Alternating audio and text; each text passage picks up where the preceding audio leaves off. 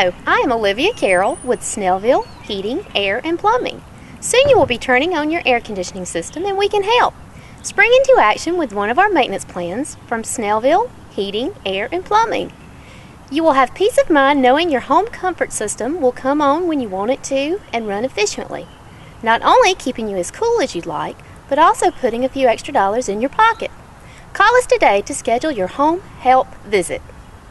Hello, my name is Anita Peters with Peters Realty Professionals in Loganville, Georgia, and I have some beautiful homes to share with you today. Information deemed reliable but not guaranteed. Some of the featured homes are HUD properties, and any registered HUD agent can show and sell you a HUD home. Thanks so much for watching.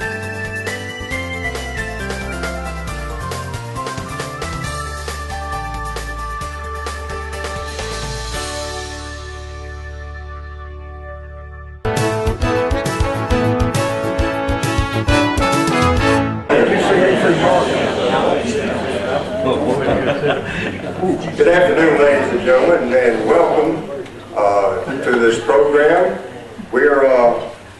My name is John Beckham, and I'm president of the Historical Society of Walton County, and we welcome you to another great program. Before I introduce the program, I have a couple of housekeeping items that I need to take care of. First, and it could be the most important, the restrooms are located right out that door. And just turn to your left and you've got it. Second, I would like to encourage you to become a member of the Historical Society of Walton County. I know by looking at the crowd that there's several of you, or many of you, that are members, but there might be several that are not members. And we would encourage you to come and join with us. If you are interested in joining, if you will see Miss Gail Huey-Smith right in the back, she'll take care of you and she'll give you an application. Next, there will be a reception immediately following the program in the Davis Edward House, which, if my directions are correct, is directly across the street. I take this time to invite each and every one of you to come over to visit with us, to enjoy outstanding refreshments, and to look and see the house of which we're so proud. Also, I would like to tell you that we could always use your financial assistance. Your membership is greatly appreciated and it's a great help. But we have a large responsibility with the house, the Davis Edwards house, and keeping up with the many projects that we do within the county. And that being said, I will say that I believe there is a vessel right out in the lobby there. And if you have an urge to put something in that vessel, we would greatly appreciate it. And let me tell you that any monies that you do give us, today or any time, we promise we'll be good stewards of those funds. And now for the program of the day. How many of you attended the first program, Monroe Then and Now, Part 1? Oh my goodness. Well, you're in for a treat, because now you get to enjoy Part 2. For it is my pleasure to present to you Steve Brown, a fellow trustee, a teacher, an avid photographer, a historian, with his presentation of Monroe Then and Now, Part 2. Steve?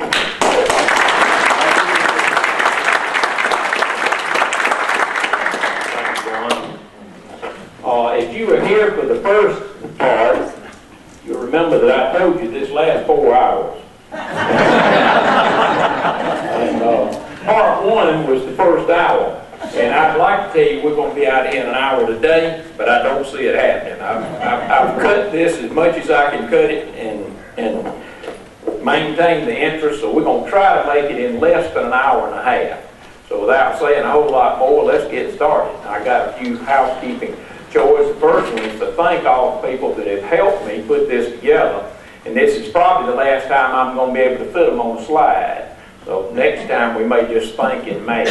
But I talked to a lot of folks. They helped me with information, with pictures, and all sorts of stuff. And I wouldn't be able to do this without their help. I would also like to bring your attention to a program we have coming to the Art Guild in May. You should have had a postcard in your seat when you sat down that tells you the times and dates about that. And we're going to have stuff from the history of Monroe. And I would ask two things of you. I would ask, first of all, for your attendance, to be there and enjoy the exhibit. But I would also ask you to think and look around the house and see if you have artifacts or anything that pertains to the history of Monroe that you would be willing to share. And we promise, as John said, to be good stewards of that and return it to you when the show is over. So just keep that in mind and put it on your calendar. And finally, as John has already said, if you so choose, please make a donation on your way out, even if you did on the way in. Okay, let's get started. I've got two follow-ups I want to do from the first show. You'll remember this is the Methodist Church. You sit actually on the corner right over here across the street from where we are now. We talked about it in the last program. It was torn down about 1950 or so, maybe a little later than that. But and we talked about the windows. The church, well, anyway, it's gone now. Parking lot. But the windows in the church were fantastic, and we thought that they were lost along with the church. But Jane McFerrin came up with some photographs and some information, and a large number of those windows are in this wedding chapel, the Cannonsburg Wedding Chapel in Murfreesboro, Tennessee. And here they are. So we can take some solace in the fact that even though the church is gone, the windows are still around. The other thing is I'd like to go back to the Coleman Mobley House. Coleman Mobley House sat on South Prague where the Methodist Church is now. It was a beautiful house, and it was torn down to build the Methodist Church, and we thought all was lost. Well, I was visiting Whitey Breelove talking about the history of Gradis, and Whitey told me that the columns from this church are actually on the Bradley home in Gradis. When the house was torn down, they took the columns out there. Had to cut them off a little, but they put them on that home.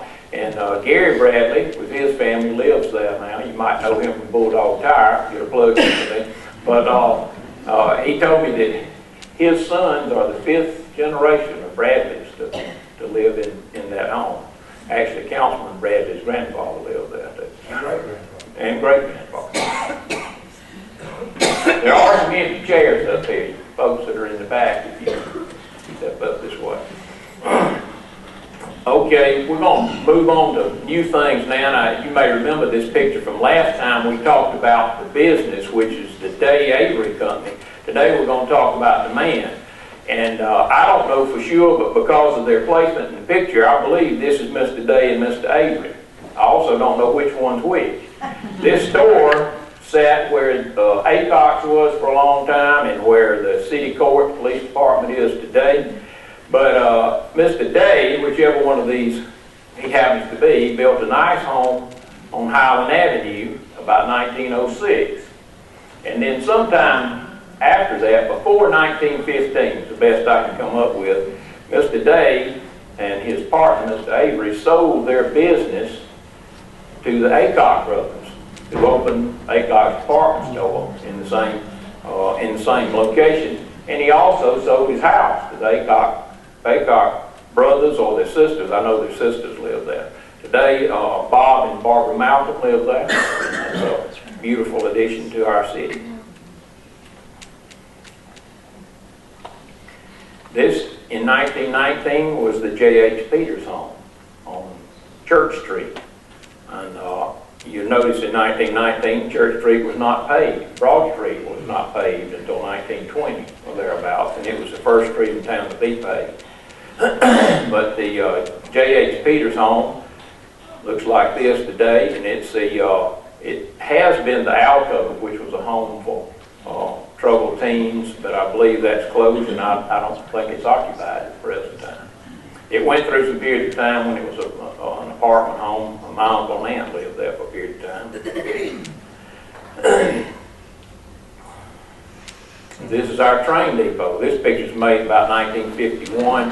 If you look closely, you can see the side of the old Walton Hotel that's still with us right here, and the clock tower on the courthouse here.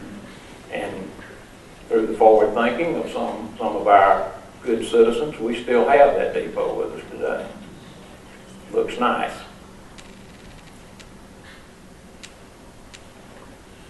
Okay, this is also a train depot that you might not be as familiar with. This is the Greene County Railroad Depot, and it was located on Davis Street. Now, Greene County Railroad, and I'm going to do something about railroads maybe in another program, but Greene County Railroad is interesting because it never went to Greene County.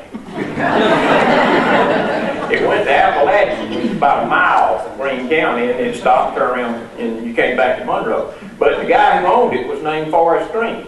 So maybe I don't know why he named it Greene. But this depot is no longer with us, but it's sat right here. And if you've been to Davis Street Antiques, which is right over here, my wife goes there on a fairly regular basis. You may be familiar with a building that is still there that sits right here under this tree. And this is the Greene County Railroad Vault. Now you can see it has a vault door on it. And I've been told that they kept dynamite in there. But I can tell you from looking at their financial records, they didn't keep money in there. This is the Monroe Supermarket, opened in the late 40s on Highland, well, right behind us back here. My daddy worked there for about 20 years. It was run by Hillman and Ruby Jackson, and today it is a Acock and Giles appliance store.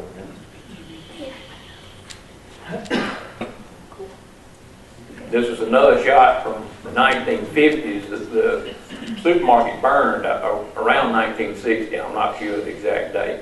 But if we look up the street from the supermarket, we can see Brooks Bakery. And this is the Brooks Bakery on their opening day. And this is Pete Brooks, who owned and operated the bakery. And I was talking to Jane Bolton the other day about the identity of these other two employees. And she gave me that information and some more, but she said their father, as is necessary in bakeries, went to work early in the morning, you know, and they eventually moved to Broad Street. If you grew up in Monroe, you probably remember that. But she said that the Carwood plant backed up to the bakery, and so every morning when it's about time for the plant to have their break, that her daddy turned the exhaust fans on.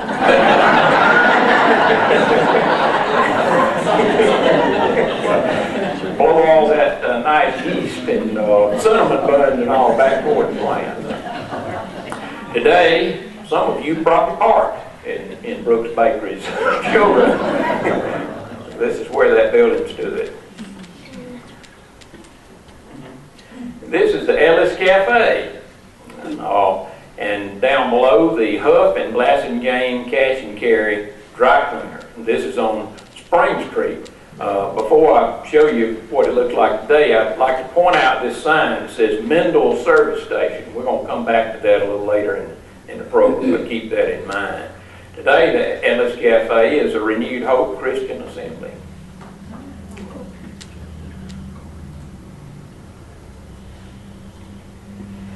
And if you grew up same time period I did, this was a Coca-Cola bottling company. But in talking with Harry Brown, who knows every business that was ever in Monroe and where it was, he told me that Paul Prather built this building after World War II and opened it as a Minneapolis Moline tractor and Packard automobile dealership. Now, I've heard of Packard automobiles. I know Brian Baxter did. Harold sold Packard down on Spring Street. It was a nice car, but I've never heard of Minneapolis Moline tractors. So what do? I Googled it. And this is a Minneapolis Moline tractor and a Packard automobile. And I found that Minneapolis Moteen, I'll never say that again. Their claim to fame was they introduced the closed cab on the tractor. And I guess if you're riding a tractor in Minnesota, you may need a closed cab. That may be the reason.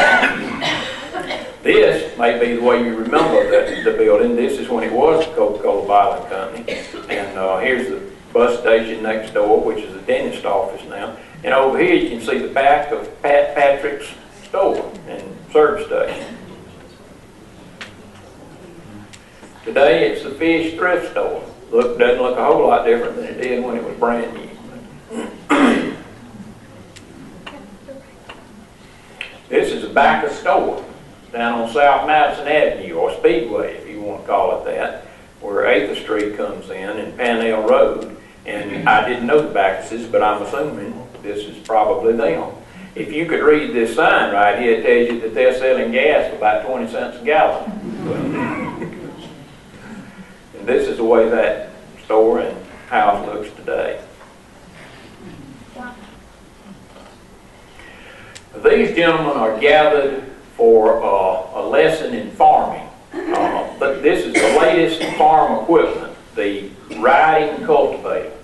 They've just been fed at the newly opened Hotel Monroe on South Broad, and they come up here, and this guy over in the corner, Mr. Barksdale from Conyers, has brought a train car load of riding cultivators to Monroe, and they were purchased by Monroe Hardware. Monroe Hardware is not in this picture. It's over to the side here. It's where Oaks Hardware was for years and years.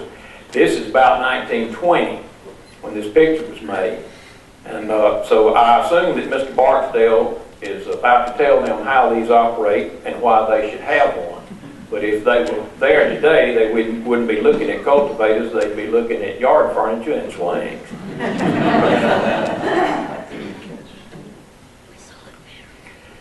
Now let's look at a few houses that still exist, but not necessarily where they started out. This was John T. Robertson's house. It was on North Broad. Actually, let me point out again, I think we're almost sitting in John T.'s living room. It was probably over a little further in front of you and to my side. But I've been told that Mr. Robinson got I don't know that this was his house originally, but the same builder built this house as built David Sedgwick's house. Now, there again, I don't know that for fact. I've just been told that. It probably started out as a much simpler home. You can see the framework right here. This porch and the additions were probably added at a later date. I don't know that for sure, but that's just a guess. But when this picture was made, this home was E.L. Allman Funeral Home, and it was called Broadlawn. Well, it was eventually torn down for this facility to be built, I guess. Well, it wasn't torn down. It was moved. But this is where it's at, and this is where it is today. It's on Mount Perrin Road. It was taken apart, moved out there, put back together, and named Twin Oak Farm. Unfortunately, one of the oaks died, so they changed the name to White Oak Farm, but the house is still just as pretty.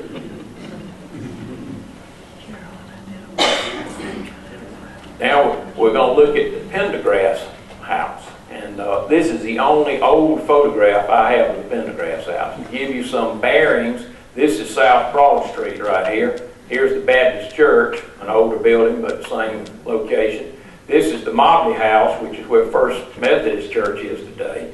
This house is where the Art Guild sits today. Pendergrass house was one house over from Church Street. Church Street runs right here. And the Pendergrass house was also, I'm sorry. Yeah, no, I'm not. That's what I was fixing to talk about. I'm going to change houses in midstream. The Pendergrass house sat right here where the Wells Fargo ATM is today, and there was a little street that ran through here called Pendergrass Avenue. Actually, there's still a street that runs through that. But the Pendergrass house today sits on Alcovey Mountain Road, and the Galloway family lives there.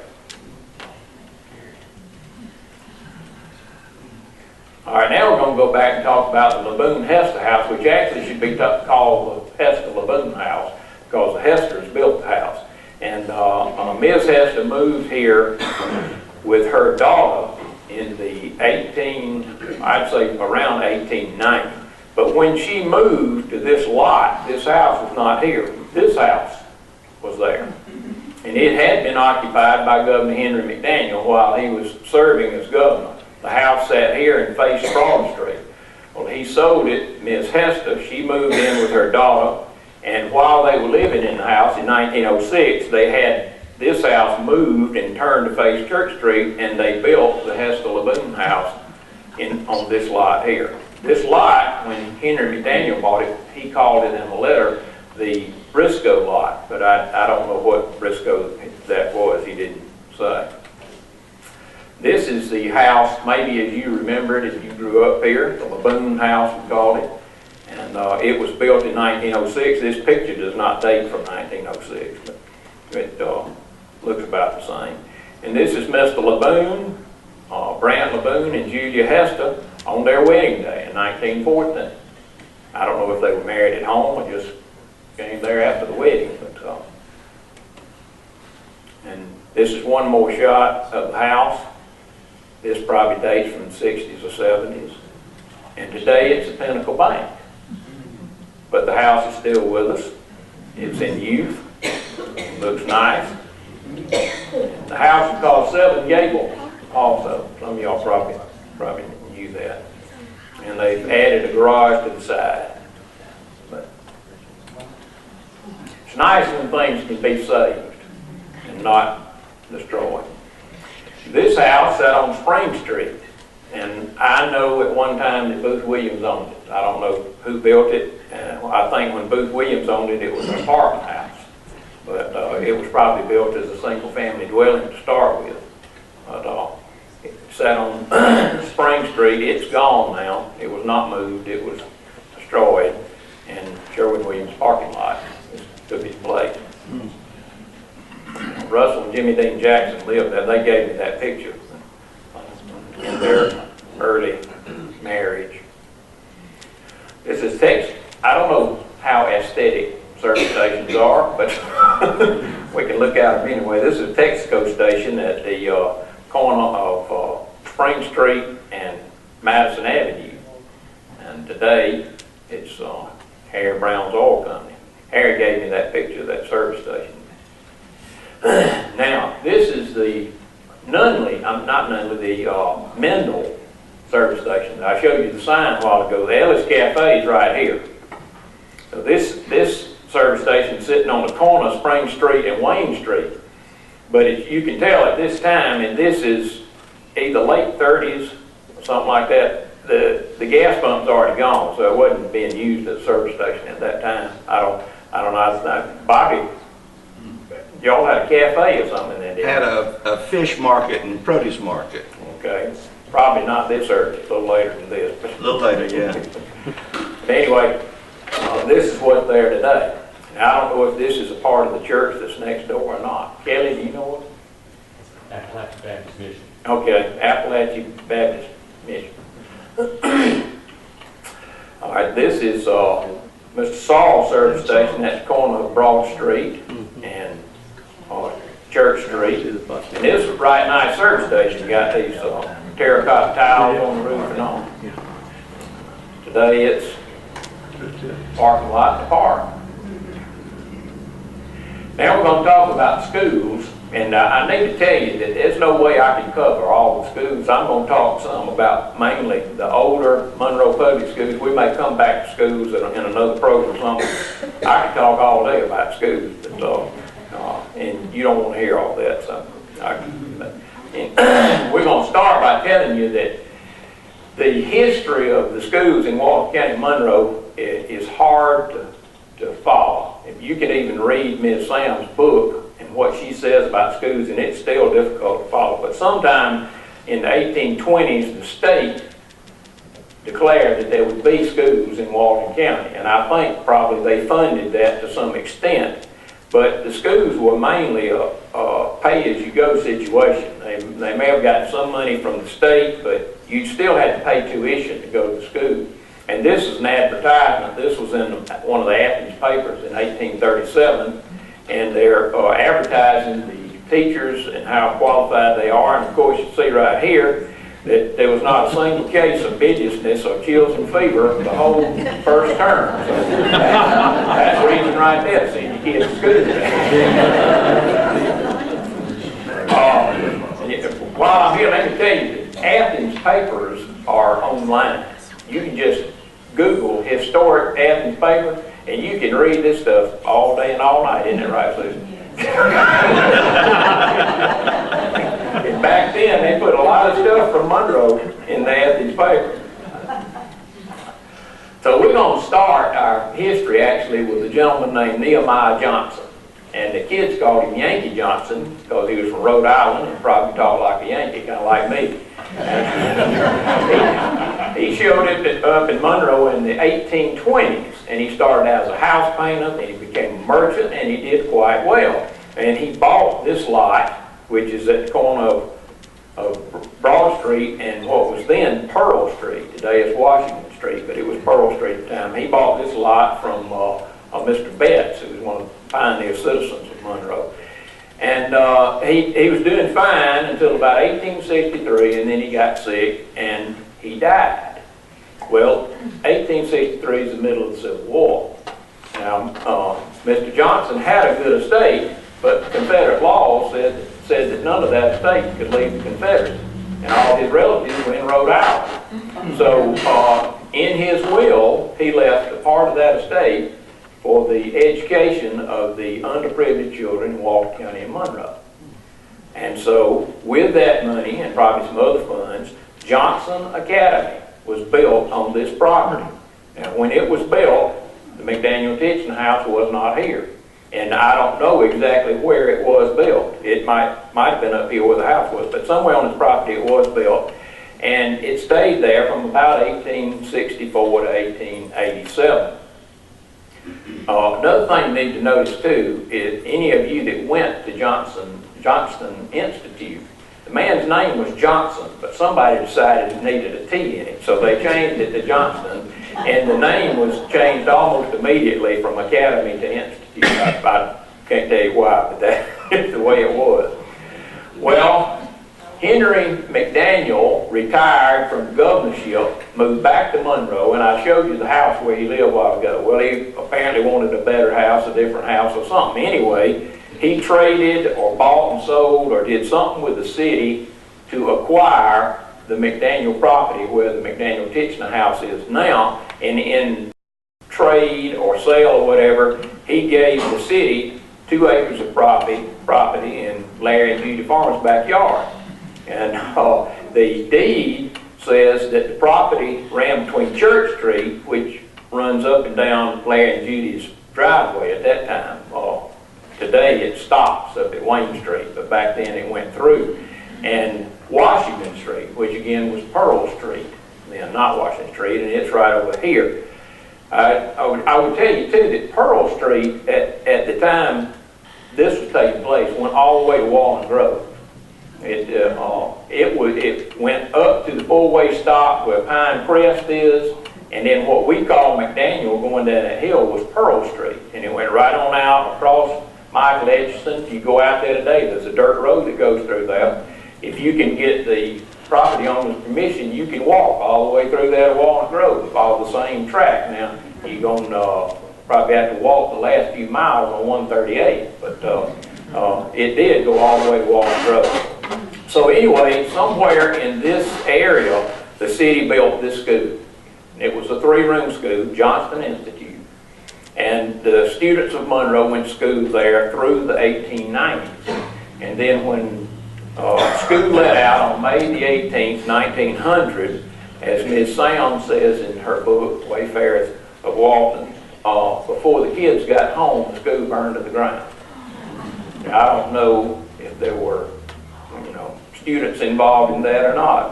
But anyway, the city was left without a school, and so the city fathers got together, and Mr. Joseph Felker donated 2 acres of land on Church Street, and this school was built. A few years later, in 1906, the city voted to establish the Monroe Public School System. This school was built about 1901, and I can't I can't tell you exactly the first year it was used. I know it was in use by 1903, possibly sooner than that. A lot of you, if you grew up in Monroe, probably went to school here, and we called it the old yellow school on Church Street, or the old grammar school. But you can see here it wasn't yellow. This picture was painted by Hoyt Studdard. Hoyt's in the audience today. Hoyt, you want to stand up and tell us about this? The reason I'm using Hoyt's picture is there's not a good photograph. Now, he painted this from a photograph, which was on a postcard, but the photograph, Larry's got a copy of the postcard, but the one that Hoyt painted the picture from, the person that wrote the postcard had written all the way across the picture too, and the back. But this gives you a good idea of what the school looked like when it was first built. In 1940, it was renovated, and it came out as a renovation looking like this. Excuse me. They enclosed the bell tower, which was a good move if you asked my wife, Susan's Uncle John, who was lined up to go into school one morning. The bell rang, the clapper fell out and hit right at his feet. Well, you know, 6 inches one way or the other, Uncle John wouldn't have been with us anymore. In addition to that, they enclosed this balcony area and made another classroom upstairs. There was a fire pole on this balcony that went down to the front porch, which was a means of escape if there were a fire. And a lot of you probably remember the big metal pipe that went down the side of the school, you know, when we were there, which was a lot of fun, to slide down. And whenever there's a fire drill, they always sent a guy down the pipe first, sitting on a crocus sack, so he cleaned the dirt out of it, and the girls' dresses wouldn't get dirty. The other thing they did was they added turrets to the front corners of the building. And every time I put the cursor down here, that thing shows up. But it was two hexagonal additions, one on each front corner, that increased the size of the classrooms on the first floor in front. Now, this is a picture of the class of 1934, standing in front of that building. Here's Uncle John. He made it that far. I can't name all of these people. I have their names, but I can't name them all. I know this is David Phil's father, Jerry. This is Jim Brown's mother. This is Amelia Adams' father. This is John Sloan's father, or maybe grandfather, I'm not sure. And this is Sherry Bell's grandfather. Rover Head. Right. If you went to school there, you probably rode this merry-go-round playground. This is Millie Lanyas and Patrick, I can't remember. Junior and Patrick. And they were the wittiest members of the class of 1950, I believe. This is one of the front classrooms. When I came along, this was Miss Sherlock's classroom. This may be Miss Sherlock, I'm not sure. It may be Miss Willie Carson. You know, I think Miss Willie taught in every room in the school at one time. But this picture was made, I believe, during World War II. You can't see it from where you are, but this is a poster with Uncle Sam on it. And you can see the kids got their Christmas stockings hung, so it must be sometime before Christmas. Then we step across the hall to the other side. This is Miss Kidd's classroom. And this occasion is my lovely wife's 7th birthday. Let's see, this Buck Bragg, Nell Oakes, and I can't name all of these. Mickey Moore, Ms. Kidd in the back here. One more shot of that group. This is the auditorium that you may or may not remember. An unbelievable auditorium, and I know I've thought, and you might have too, what a wonderful community theater this auditorium would have made if the building was still there. Now, the picture I'm showing you that Mr. Witcher gave me a copy of is an unusual situation because the auditorium is being used as a hospital ward. If you look closely, there are beds around here, and all of them have children in them.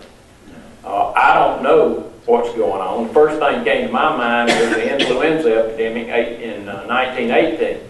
But it seems if that were the case, they'd be wearing masks. I'm just not sure, but you know, there were a lot of epidemics among children, diphtheria, whooping cough, and things like that. Monroe and Walton County didn't have a hospital until 1925. So any of those situations could be the case. This picture's made from the stage, and this sheeting was put up for the hospital. It was not usually there, but you can see the seats that go around. And when I was in school there, we ate lunch down there. There were table and chairs. I know some people told me that they took their lunch back to their classrooms and ate. So, but this school was torn down in 1964, and it was not used by then, and they had stopped using it. And today it's a pilot park. So I guess a park is better than a parking lot if you're going to make use of something. The next school to be built in Monroe was the Monroe Junior High School. And this school is the only one I found that was built specifically as a junior high school, but as soon as it opened its doors, it was a high school.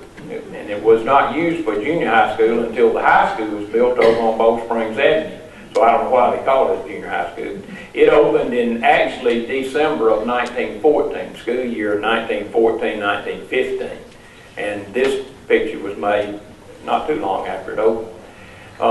Two interesting things about this school is that they put out Monroe's first yearbook in 1915. And the last year the school was used as a high school, they put out Monroe's next yearbook.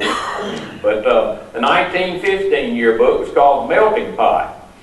And I'm showing you Mr. Willis Wells' diploma for two reasons. One, Wallace Bell let me make a copy of it. And two, Willis Wells was a unique character. He was the only male member of the 1915 class of Monroe High School, and he was the valedictorian.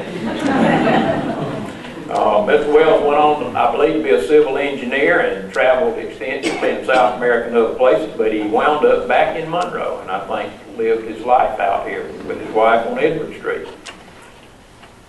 This is the 1915 girls basketball team. Now these ladies were determined, but to be honest with you, they had absolutely no facilities. They had one pitiful basketball goal behind the school, and that was it. But what they lacked in facilities, they made up for in their determined looks and their outstanding headgear.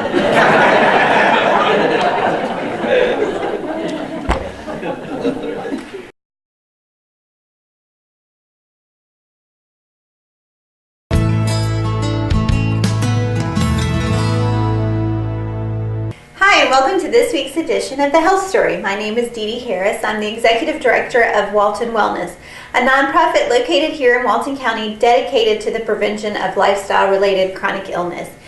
Each time I come to you, I like to bring you some type of tidbit of information that I hope is helpful to you and your family or someone you love. Or I like to tell you about some kind of new resource or something good that's going on in the community that would affect your health. And today I want to talk a little bit about a measurement that you have heard a lot about, because all of us have. If you haven't heard it from your doctor, you've heard it on the news, you've read about it in the paper. It's called BMI, which actually stands for Body Mass Index. That is typically what we use today in looking at who falls into a normal weight category, an overweight category, and an obese category. Now, you've heard lots about obese, the word obese, and exactly what that means over probably the last 10 years, really. We talk about having an obesity epidemic in our country. We talk about childhood obesity, and a lot of times people don't really know what that means. The media kind of skews our vision a little bit, or our perception of what obesity truly is. A lot of times when the media on the news or whatever is talking about obesity, they will actually show pictures of extremely large people. And so we get in our heads that obese or having obesity is where you are just huge, maybe 600 pounds or more. when actually that is not the case at all. Obesity, when we're looking at body mass index, obesity actually looks at if you are 30% above what your normal body weight should be. And 30% really isn't a whole lot. There is actually a lot more people who probably fall into the obese category than what we actually realize, because we typically look at people thinking that you have to be just gigantic to be considered obese. What we typically call that is morbidly obese people who are extremely overweight. They may fall into that morbidly obese category. But what's important here is knowing that you can't look at somebody, you can't look at yourself and know exactly where you fall. And I want to talk about another component of BMI, and one of the ones that I don't like so much about using BMI as a standard measurement. BMI does not take into account your body composition, which now there's some new research that just came out this week where they're talking about how important body composition is in not just looking at your BMI. Typically when your doctor looks at your BMI, he's going to look at your height and your weight. And then it's going to fall within a certain scale looking at how much you weigh and how tall you are. And that's going to put you into either an underweight, normal weight, overweight, or obese category. But what it doesn't take into account is muscle mass, or what we like to call a lot of times lean body mass. And this new research that has come out has actually shown that lean body mass is more important than even so much how much you weigh. We know that muscle weighs more than fat, and a lot of times when you first start working out at the gym, sometimes it can be really frustrating because when you get on the scale, you actually see that you've gained weight. However, you may feel your clothes fitting looser, because what can often happen is you lose inches, but you might gain weight, or maybe you don't lose weight at all, but you lose inches. And the reason for that is because muscle mass or lean body mass weighs more than fat, and what we want is to have more lean body mass. So what they are starting to look at is body composition in the future may be the more important measurement to look at than just looking at what your BMI says. And a lot of times too, what happens is if we go to the doctor or we find out what our BMI is and we find out we're in the overweight category or we're in the obese category, and our doctor says, you know, you really need to get down, I want to see you in the normal range category. Well, we focus on the scale and we focus on losing weight, which isn't always making us healthier. We can lose the weight on the scale, but we may not be increasing our lean body mass, which actually in this research that they have found is linking people to having longer lives and being healthier in older age. So the more lean body mass you have as you age, it's even more important in your older years to have more muscle mass on you. Not only does it just help your body functioning, it also helps your bones as well. Having lean body mass can really help your bone composition and density. Now, a lot of times these numbers all can be very confusing. You go to the doctor and he starts throwing out these numbers, and you read one thing and it tells you this, and you read another thing and it tells you that, and a lot of times we just end up saying, I don't know what to do. I just won't do anything because I'm so confused as to which direction to go. I think it's very important, as I always try to stress on this program, that you do your own research and you think about your personal body, your personal lifestyle, what fits best with you. You need to talk to your doctor, but you also need to look at yourself and do your own research as well. I do encourage you, though, to look up some of these studies and to think about lean body mass. Another good thing about lean body mass is as you increase your lean body mass and get more muscle, that actually burns more calories even when you're not exercising. So you can actually eat a little bit more when you have more lean body mass, because that just naturally burns more calories even when you're sitting still. So if nothing else, that is a good reason to try to increase your lean body mass. I hope this was helpful for you or for someone that you love. Like I said, I encourage you to do your own research and look up what you find. I think it's important to know what these numbers are. And if your doctor does talk to you about something that you don't understand, ask questions. Make sure he doesn't leave the room until you really feel comfortable with what he's told you. As always, if you would like to find out more information about us, you can find us on the web. We have lots of great tools and information for you on our website at waltonwellness.org, and also all of our contact information is there as well. Thank you for watching.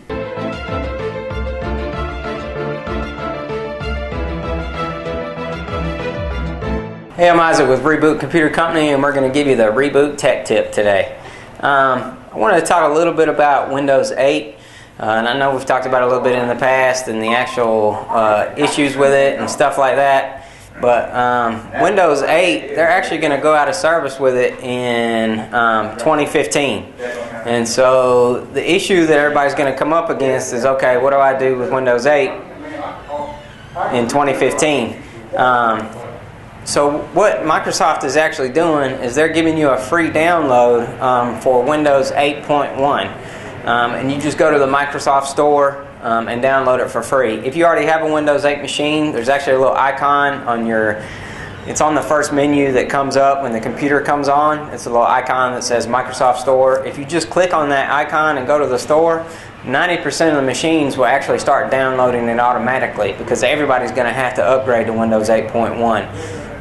You know, there are some decent benefits to Windows 8.1. It gives you back the little start button thing down at the bottom left hand corner. And it's not exactly the same as what it used to be, because if you hit the button, it'll take you back to that crazy menu that when the computer first comes on that you come to. But if you actually right click on the start button, it'll give you a whole bunch of different options like what you used to have on the old computer. And it has most of the stuff that the old computers used to have, but not exactly the same, but it's definitely beneficial. Windows 8.1 has also fixed a lot of bugs. I mean a lot of bugs. So highly recommend, if you have Windows 8, go ahead and upgrade to 8.1 now, because it'll probably get rid of a lot of you know, frustration and stuff like that you have with Windows 8. Again, it's not going to be exactly the same, and hopefully in the future, like with Windows 9 or whatever they come out with next, I don't know what it is, 8.5 or something, you know, they'll give us our old Windows back, you know, because the Windows 8 is just crazy. But anyway, that's all we got for today. Thanks again. I'm Isaac Rhodes with Reboot Computer Company with the Reboot Tech Tip.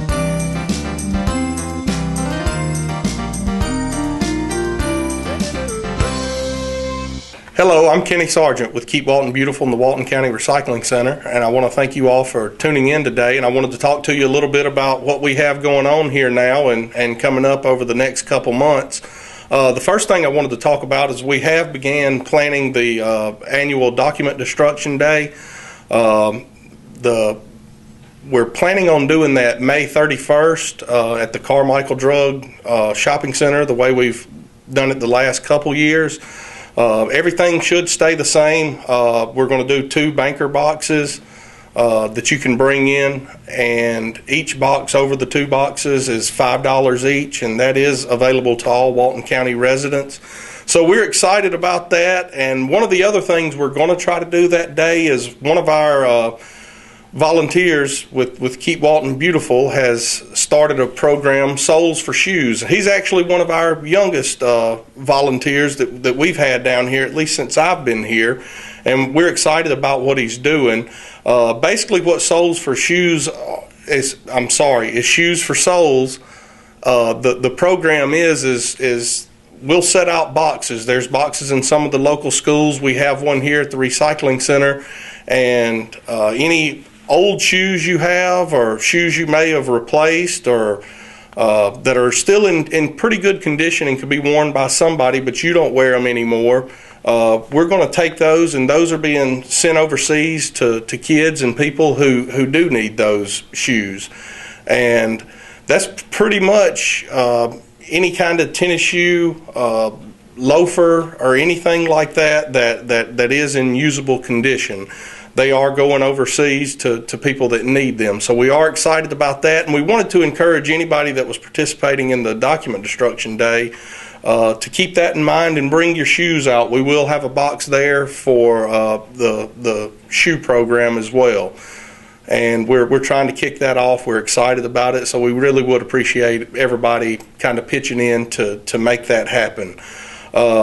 Here at the recycling center, things have been really busy. The spring cleaning has started, and it's been noticed.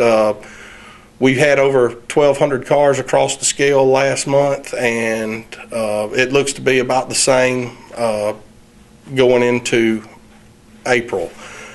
So come on down.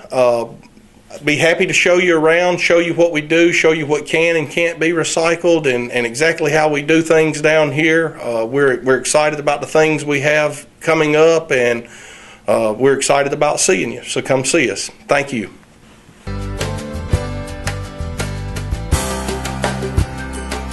Hi, my name is Dr. April Mitchell, and I'm a veterinarian at the Monroe Veterinary Clinic. And today I would like to talk to you about tick season. We are going into that part of the year where the ticks are reproducing and invading our dogs' hair coats and our cats. We've already seen multiple infestations on our clients' dogs and cats both, who have been coming to our practice for the last month. So I wanted to warn everybody that the ticks, even though we did have luckily some really cold weather this winter, the ticks are still flourishing. We had kind of hoped that the cold weather would decrease their numbers, but it does not seem to have happened that way. So be sure to check your cats and dogs' hair coats for ticks. They can be very small, up to the size of a pinhead, which is a nymph-like stage of the ticks, up to a really large size like the big engorged female ticks. So the ticks, they latch onto your dog, and it's a lot of times from grass. And everyone thinks about the trees, but ticks can actually jump a pretty good ways off a blade of grass onto a warm moving body, which is normally normally a cat or a dog or a deer or a rabbit or a human. So these ticks can carry some very dangerous diseases, not only to humans but also to your dogs and cats.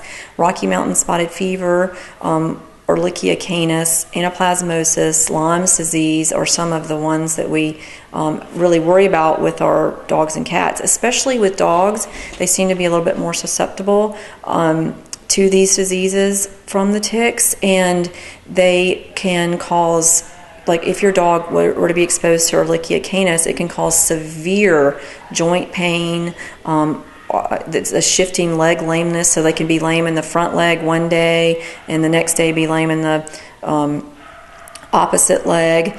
And a lot of times the dogs don't even want to move. They're just curled up like in a position like this, and people think their dogs have been hit by a car. Occasionally they'll have a high fever or even a low-grade fever with this. Luckily, this disease is easily treatable with doxycycline for a period of 10 to 14 days. These are also preventable diseases in the fact that if you use tick prevention, flea and tick prevention, hopefully the ticks won't be able to cause these diseases. And here at the Monroe Veterinary Clinic, we heartworm test our patients, and our heartworm test doesn't only include the heartworm test, but it includes a Lyme's test, an anaplasmosis test, and an Ehrlichia canis test. So everyone thinks about, well, it's a heartworm test, but our test here, we test for these extra diseases so that we'll kind of know if your dog has been exposed. And I did have a case 2 weeks ago of a dog that tested acutely positive for Lyme's disease, which is a very serious disease in dogs, just like in humans. And if it's caught early, it's usually very treatable. But if it is caught late in the disease, it can cause severe kidney problems, death, chronic arthritis, some severe chronic diseases, just like in humans. So luckily, this client came in with her dog for its yearly heartworm test and yearly wellness profile, and so we were able to diagnose her. And she had been probably bitten by the infected tick 3 weeks previously, which is like the day after the snowstorm here. And the temperature doesn't have to be that warm for the ticks to be out and about. So please, watch your cats and dogs for ticks. And with cats, they can have a fatal disease that actually, if a tick bites a bobcat and then latches on to a domesticated cat, it can cause a fatal illness. So it is very important also to have a tick preventative that is safe and approved for cats. A lot of the preventatives that you can buy over the counter are really not safe for cats, so you want to make sure that what you put on your cat is safe for felines. Do not put on a canine tick preventative on your cat, because it can be fatal also. So we certainly don't want cats to be sick by trying to prevent fleas and ticks. So make sure that your products are good quality, that they come from your veterinarian, and that they're applied properly, and that they're not bathed off by detergent-based shampoos. So these are all things to consider, and if anyone has any questions, we'd certainly be glad to answer them at the clinic here. Or if you want to bring your pet in for a tick check, we would also be glad to do that at any time. Thanks a lot. We appreciate it. Questions you might have as pet owners is, are any of these tick diseases preventable by vaccination? And there is a vaccine currently available for Lyme's disease, and it requires a series of 2 vaccines, approximately 2 to 4 weeks apart, and then just once a year. The vaccine is very safe, and it's not probably 100% effective, but it certainly is a lot better protection than no vaccine at all. So those vaccines are available at your veterinary clinics, so please ask if that's something you want to add to your vaccine protocol when you take your pet in, and they are available for dogs. Thank you.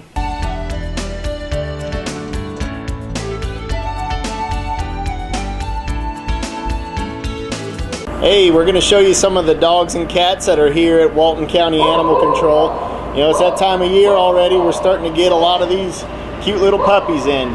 Springtime, we love the warmer weather, but so many kittens and so many puppies are getting turned into the shelter. We really need to find homes for them. Or maybe if your dog that you have isn't spayed or neutered yet, you really need to get that done, because it can mean the matter of life and death for dogs that come into the shelter.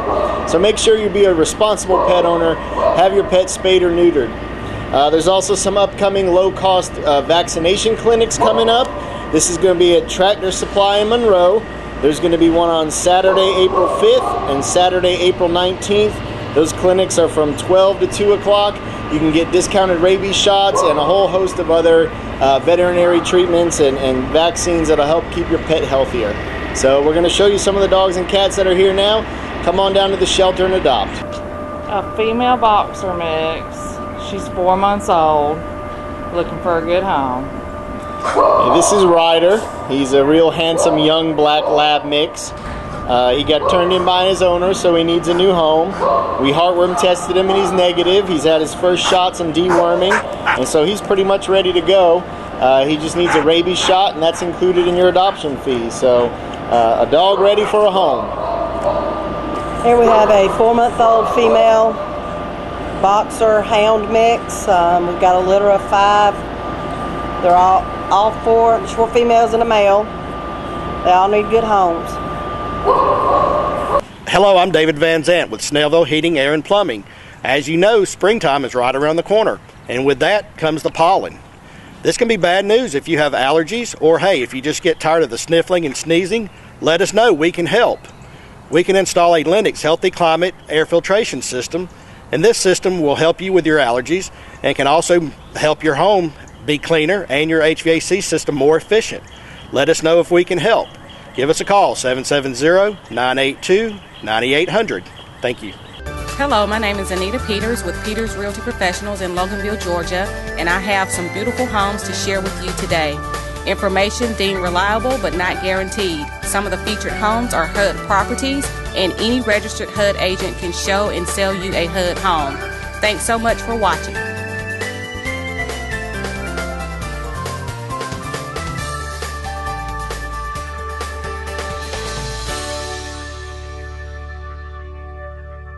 Hello, I'm Don Van Sant with Snellville Heating and Air.